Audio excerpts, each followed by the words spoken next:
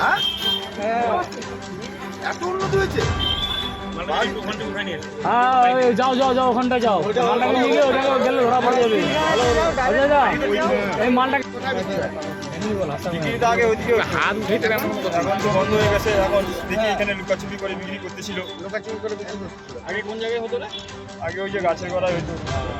এখন লুকাচুপি করে কোথায় বিক্রি হচ্ছে? মিষ্টির দোকানে আসলে এইভাবে লুকাচুপি করে বিক্রি হচ্ছে।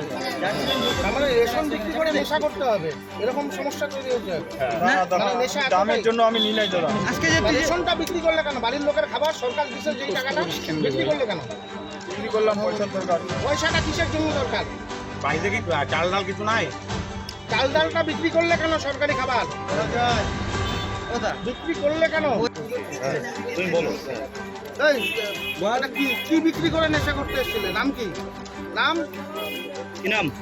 রশিদুল মোহাম্মদ। রশিদুল মোহাম্মদ। কোথায় বাড়ি? পিলখানা কলোনি এলাকায়। কি বিক্রি করলে? রেশন। ক টাকায় রেশন বিক্রি করলে? 200 টাকা। কয়জনের রেশন? আমাদের বাড়ির সবাই। কয়জন আছে? 5 জন। 5 জন। তার মধ্যে বাচ্চার বয়স কত? 3 বছর। 3 বছর বাচ্চা সহ 5 জনের রেশন বিক্রি করলে 200 টাকায়।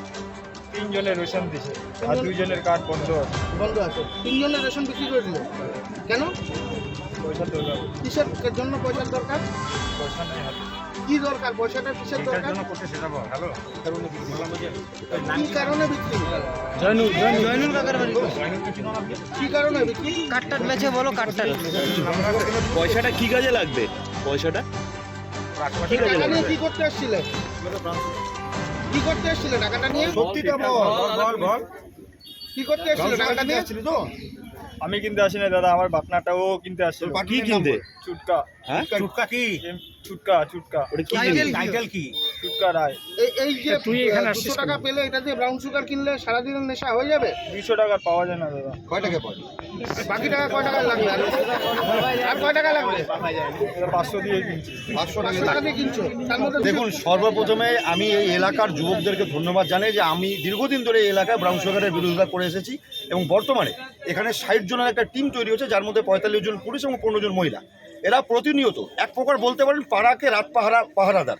এই পাড়ার পাহারাদার তারা, এবং আজকে এই এলাকায় আমরা একে ধরতে পেরেছি। সে তার বাড়ির রেশন বিক্রি করে, মানে নেশার তাগিদে বাড়ির রেশন বিক্রি করে, সরকারি রেশন বিক্রি করে সে ব্রাউন সুগার কিনতে এসেছিল এবং এলাকার ছেলেপেলের হাতে ধরা পড়েছে। তার সঙ্গে তার এলাকার একজন পিলখানা কলোনির সঙ্গী ছিল, সেও ব্রাউন সুগার কিনতে এসেছিলো, কিন্তু এইখানকার ছেলেদের তারা সে পালিয়ে গিয়েছে তাকে ফেলে। এবং যা দেখা যাচ্ছে বর্তমান সমাজে, যে এরা আজকে রেশন বিক্রি করছে, আগামী দিনে বাড়ির বউয়ের গয়না বিক্রি করবে, বাড়ির আসবাবপত্র বিক্রি করবে।